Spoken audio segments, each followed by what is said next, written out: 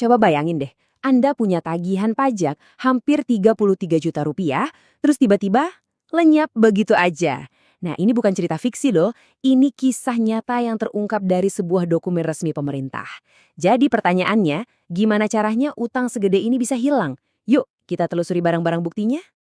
Oke, kita mulai dari awal misterinya ya. Jadi, ada sebuah tagihan resmi dari pemerintah yang semestinya dibayar. Tapi, entah gimana ceritanya, tagihan itu seolah raib ditelan bumi. Apa yang sebenarnya terjadi di sini ya? Kita lihat dulu angkanya. 32.980.938 rupiah. Hampir 33 juta. Ini bukan angka yang kecil loh teman-teman.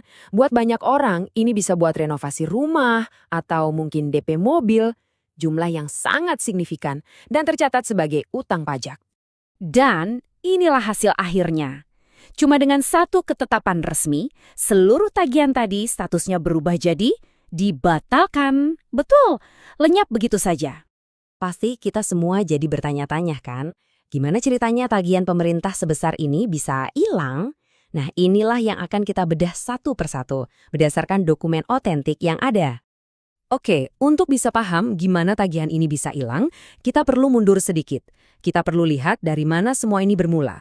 Dan jantung dari masalah ini adalah sebuah surat tagihan resmi. Dokumen kuncinya di sini namanya Surat Tagihan Pajak atau biasa disingkat STP. Gampangnya, anggap aja ini semacam surat tagihan resmi dari kantor pajak. Nah, dari sinilah cerita kita dimulai. Nah, lini masa ini yang bikin makin penasaran. Coba deh perhatikan jarak waktunya. Masalah pajaknya itu dari tahun 2020, tapi surat tagihannya baru keluar hampir 5 tahun kemudian, di 2025.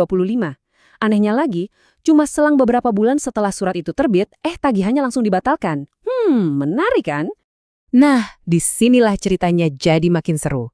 Ternyata, jawaban dari misteri ini bukan datang dari protes si wajib pajak, tapi justru dari dalam sistemnya sendiri. Ada sebuah mekanisme resmi yang jadi titik baliknya. Coba perhatikan dua kata kunci ini, secara jabatan. Dua kata inilah yang jadi dasar hukum kenapa utang 33 juta rupiah itu bisa lenyap tanpa jejak. Jadi, apa sih artinya secara jabatan itu? Gampangnya gini deh. Ini tuh kayak wasit di pertandingan bola yang sadar keputusannya salah. Terus, tanpa perlu diprotes pemain, dia sendiri yang meralat keputusannya. Nah, dalam kasus ini, Direktorat Jenderal Pajak bertindak sebagai wasitnya. Mereka mengoreksi kesalahan mereka sendiri. Dan ternyata prosesnya juga nggak sembarangan loh. Ada 3 langkah yang sangat jelas dan terstruktur.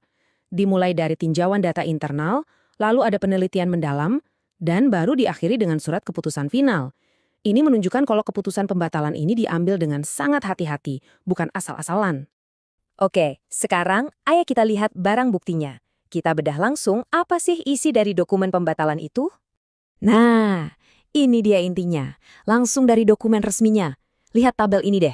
Jumlah yang tadinya harus dibayar hampir 33 juta. Dan setelah ada keputusan ini, jumlahnya menjadi 0. Lunas, tanpa perlu bayar sepeser pun. Luar biasa. Jadi, biar jelas ya, ini bukan diskon. Apalagi dicicil. Ini adalah penghapusan total. Utang pajaknya secara resmi dan final dianggap tidak pernah ada. Selesai. Tapi mungkin ada yang mikir, gimana kita tahu dokumen ini asli bukan rekayasa? Nah, lihat deh, ada kode QR-nya. Ini bukan sekedar hiasan loh. Kalau Anda coba scan, Anda akan langsung dibawa ke situs web resmi pemerintah untuk verifikasi. Ini adalah cara teknologi modern memastikan transparansi dan juga membangun kepercayaan. Oke, setelah kita bedah tuntas satu kasus spesifik ini, mari kita tarik mundur sedikit dan lihat apa sih relevansinya buat kita semua sebagai wajib pajak. Jadi pelajaran pentingnya apa? Intinya adalah sistem perpajakan kita itu ternyata punya mekanisme untuk mengoreksi dirinya sendiri. Kalau ada kesalahan, itu bisa diidentifikasi dan diperbaiki secara resmi oleh mereka. Dan setiap perubahannya itu punya bukti jelas yang terdokumentasi, yang keasliannya bisa kita cek sendiri pakai teknologi. Memahami semua ini bukan cuma nambah wawasan, tapi juga bisa memberi kita kekuatan sebagai warga negara. Kasus ini membuktikan satu hal, sistem punya aturan mainnya sendiri. Dan mengetahui aturan main itu adalah kunci. Jadi, saya ingin meninggalkan Anda dengan satu pertanyaan untuk direnungkan. Setelah melihat bagaimana sebuah keputusan resmi bisa mengubah segalanya, kira-kira bagaimana pemahaman seperti ini bisa memberdayakan Anda dalam kehidupan sehari-hari?